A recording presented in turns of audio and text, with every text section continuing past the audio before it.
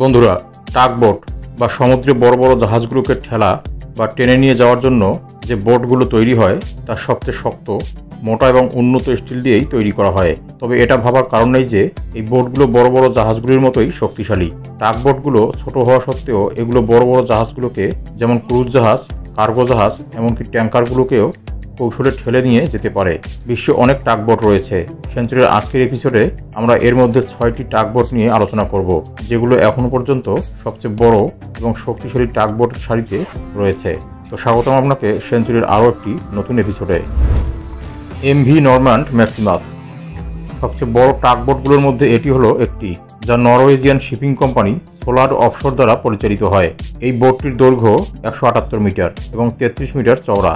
বোটটিতে 7.8 মিটারের একটি ড্রাফট সহ এর ওজন 13,598 টন এবং এর গ্রোস টনেজ হল 26,834 টন।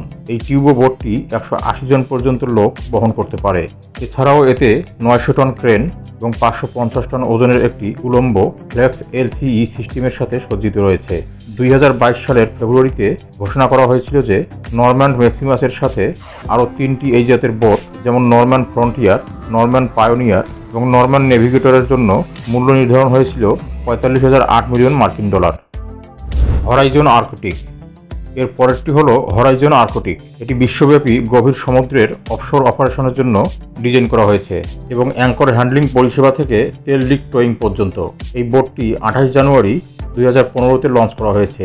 এটি বোরবন নামক একটি ফ্রান্স ভিত্তিক শিপিং কোম্পানি দ্বারা পরিচালিত হয়। শুধুমাত্র এই জাহাজটি তৈরি করতে প্রয়োজন হয় 119 মিলিয়ন মার্কিন ডলার। 2023 সালে হরাইজন আর্কটিক বোটটি হরাইজন মেরিটাইমের অধীনে কাজ শুরু করে। এটি হচ্ছে একটি কানাডিয়ান ভিত্তিক শিপিং কোম্পানি। এই জাহাজটিকে একবার 2021 এবং 2022 সালের টাইটানিকের জরিপ অভিযানের সময় টাইটান সাবমেরিনের জন্য ওশান গেট দ্বারা পরিচালিত একটি পৃষ্ঠ সমর্থন জাহাজ হিসেবে নিয়োগ করা হয়েছিল। বোটটির দৈর্ঘ্য 93 মিটার এবং এটি 24 মিটার প্রশস্ত। এর ড্রাফট 7.8 মিটার এবং এটি 9.8 মিটার গভীর। 5টি বার্গেন ইঞ্জিন এবং 2টি নিয়ন্ত্রণযোগ্য পিস প্রোপেলার দ্বারা চালিত এই জাহাজটিতে আরও বৈশিষ্ট্য হল 3টি বি থ্রাস্টার এবং 2টি স্টার্ন থ্রাস্টার রয়েছে, যা বোটটিকে সর্বোচ্চ 30 কিলোমিটার প্রতি ঘন্টা গতিতে চলতে দেয়। এমভি ডিয়ারেস্ট মিস পেটি এরপরে সবচেয়ে বড় এবং শক্তিশালী টাগবোটটি বর্তমানে নাইজেরিয়ার হার্টম্যান অফশোর দ্বারা পরিচালিত হচ্ছে। নাইজেরিয়ার পতাকাবাহী এই জাহাজটি 80.1 মিটার লম্বা এবং 16.2 মিটার চওড়া। 2018 সালে ডায়মন্ড শিপইয়ার্ড দ্বারা নির্মিত এই জাহাজটির মোট টনেজ 3040 টন এবং এর dead weight 3289 ton. Dearest Miss Petty জাহাজটি ক্যাটারপিলার 3512C ইঞ্জিন দ্বারা চালিত এবং এর ধারণ ক্ষমতা 4608 কিলোওয়াট, যা এটিকে প্রায় 26 কিলোমিটার প্রতি ঘন্টা গতিতে পৌঁছাতে সাহায্য করে। এএলপি স্ট্রাইকার প্রথম 2016 সালে নির্মিত হয়েছিল এবং এএলপি মেরিটাইম সার্ভিস দ্বারা পরিচালিত হয়। এই টাগবোটের দৈর্ঘ্য 88.9 মিটার, প্রস্থ 20 মিটার এবং 8.5 মিটার ওজনের একটি ড্রাফট রয়েছে। টাগবোটটির ডেড ওয়েট 4250 টন এবং এটি 39.6 টনের একটি এক্সট্রা অর্ডিনারি ব্যালার্ড পুল দিয়ে তৈরি। এএলপি স্ট্রাইকারের 3400 কিউবিক মিটার জ্বালানি ক্ষমতা রয়েছে, যা ট্রান্স আটলান্টিক টোয়িং থেকে ভারত মহাসাগর এমনকি প্রশান্ত মহাসাগর পর্যন্ত অপারেশনের জন্য যথেষ্ট। এর গতি প্রায় 24 কিলোমিটার প্রতি ঘন্টা এবং এর সর্বোচ্চ গতি প্রায় 35 কিলোমিটার প্রতি ঘন্টা। এটির অপরিমেয় শক্তি দিয়ে এএলপি স্ট্রাইকার একটা বড় জাহাজকে লম্বা দূরত্বে টানতে সক্ষম। এমনকি এটিকে দিয়ে তরলীকৃত ভাসমান প্রাকৃতিক গ্যাস উৎপাদন ইউনিটগুলোকে অফশোর ইনস্টলেশন এবং ডিকমিশন কাজেও ব্যবহার করা যেতে পারে, যা দিয়ে FLNG এবং রিগের ফ্লোটিং ড্রিলিংও করা যায়। আইল্যান্ড ভিক্টোরি টাগবোটটি কংসবোট মেরিটাইম দ্বারা ডিজাইন করা হয়েছে এবং এটি নরওয়েজিয়ান ভিত্তিক শিপিং কোম্পানি আইল্যান্ড অফশোর দ্বারা পরিচালিত হয় এবং এটিকে একটি বিশেষ উদ্দেশ্যের জাহাজ হিসেবে শ্রেণীবদ্ধ করা হয়েছে। টাগবোটটি 2020 সালে নির্মিত হয়েছিল এবং বর্তমানে এটি নরওয়েজিয়ান পতাকার আন্ডারে যাত্রা করছে। আইল্যান্ড ভিক্টোরি টাগবোটটির দৈর্ঘ্য 123.4 মিটার, প্রস্থ 25 মিটার এবং এর ড্রাফট 9.4 মিটার। বোটটিতে মোট 110 জন লোকের জায়গা নিয়ে ডিজাইন করা হয়েছে। এই টাগবোটে 477 মেট্রিক টনের বল আর্ট পুল রয়েছে এবং 2টি শক্তিশালী রোলস রয়েস ইঞ্জিন রয়েছে। এটির ডেড ওয়েট 5800 1,666 টন এবং এর গ্রোস টনেজ 11,362 টন। শুধু তাই নয়, আইল্যান্ড ভিক্টোরিতে আরও সাহায্যকারী ফ্যাসিলিটি, যেমন এটিতে 250 টনের একটি AHC অফশোর ক্রেন, একটি 12 টন ডেক ক্রেন এবং 2টি রেল ক্রেন রয়েছে। এগুলো 2টি রব দিয়ে সজ্জিত, যা 40 মিটার পর্যন্ত গভীরে পৌঁছাতে সক্ষম। বড় জাহাজ নিয়ে চলাচলের পাশাপাশি আইল্যান্ড ভিক্টোরি একটি তেল পুনরুদ্ধার জাহাজ হিসেবেও কাজ করতে পারে এবং এটি 2300 কিউবিক মিটার ধারণ ক্ষমতার স্টোরেজ ট্যাঙ্ক দিয়ে সজ্জিত। বোকা ফ্যালকন। বোকা ফ্যালকন একটি অফশোর টাগবোট এবং এটি 2011 সালে তৈরি করা হয়।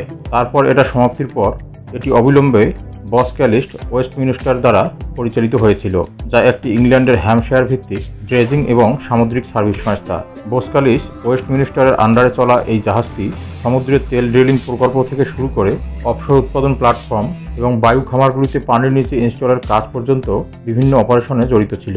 বেলজিয়ামের পতাকার আন্ডারে যাত্রা করা এই জাহাজটির দৈর্ঘ্য 93.4 মিটার এবং প্রস্থ 22 মিটার। এটির ড্রাফট 8.8 মিটার। এটি 21,961 কিলোওয়াটের ইঞ্জিন দ্বারা চালিত এবং 403 টনের ব্যালার্ড পুল উৎপন্নের ক্ষমতা সম্পন্ন বোকা ফ্যালকনের ওজন 533 টন এবং গ্রোস টনেজ 6,776 টন। 2020 সালে লয়েডের শিপিং রেজিস্টার দ্বারা অ্যাঙ্কর হ্যান্ডলিং জাহাজ হিসেবে শ্রেণীবদ্ধ ভেসেলটি কোবরা উইন্ড ইন্টারন্যাশনালের নির্দেশিত প্রথম ভাসমান ইনস্টলেশন প্রকল্পের সাথে জড়িত ছিল। এই প্রকল্পে বোকা ফ্যালকন স্কটল্যান্ডে উইন্ড টারবাইনে 80 মিটার গভীরে অংশগ্রহণ করেছিল। Blue fighter. সবশেষে হলো ব্লু ফাইটার। এটিও একটি টাগবোট, যা 2012 সালে অ্যালেস্টেইন ভেরভ দ্বারা নির্মিত হয়েছিল। এটির নির্মাণ শেষ হওয়ার পরে পার্ল বিটকো AS জাহাজটি ডেলিভারি এবং পরিচালনা করেছিল। এই টাগবোটটির দৈর্ঘ্য 83.4 মিটার এবং প্রস্থ 18 মিটার। এর ড্রাফটটি 6 মিটার সহ 875 স্কোয়ার মিটারের একটি কার্গো ডেক এরিয়া রয়েছে এবং এর পরিবহন ক্ষমতা 4,200 টন ও 24 জন লোকের জায়গা রয়েছে। এই জাহাজটির সর্বোচ্চ গতি প্রায় 27 কিলোমিটার প্রতি ঘন্টা। এর অপটিমাইজ করা ট্যাঙ্কের ক্ষমতা ও নমনীয় পৃথক ট্যাঙ্কের ব্যবস্থা সহ এই টাগবোটটি বিভিন্ন পরিস্থিতিতে অপারেশনের জন্য উপযুক্ত। ব্লু ফাইটারকে নির্দিষ্ট অপারেশনের জন্যও অপটিমাইজ করা হয়েছে, যা প্রয়োজনীয় দৈর্ঘ্য এবং গভীর গর্ত খননের সাথে মানিয়ে নিতে পারে। এছাড়াও তেলের জল এবং অন্যান্য ড্রিলিং ফ্লুইড সহ জ্বলন্ত তরল পদার্থের জন্য 4টি স্টেনলেস স্টিল ট্যাঙ্ক রয়েছে। এমনকি এটি গতি এবং প্রপালশন দক্ষতার ক্ষেত্রে অনন্য ও উচ্চতর গুণাবলী প্রদর্শন করে। তো বন্ধুরা, আজকের ভিডিওটি যদি ভালো লেগে থাকে তাহলে একটি লাইক আশা করছি। আর আপনারা যদি এরকম ইন্টারেস্টিং, ইনফরমেটিভ, রহস্য এবং রোমাঞ্চকর ভিডিও পছন্দ করে থাকেন তাহলে সেঞ্চুরি চ্যানেলটি এখনই সাবস্ক্রাইব করে পাশে থাকা বেল আইকনটিতে ক্লিক করুন এবং সাথেই থাকুন। ধন্যবাদ।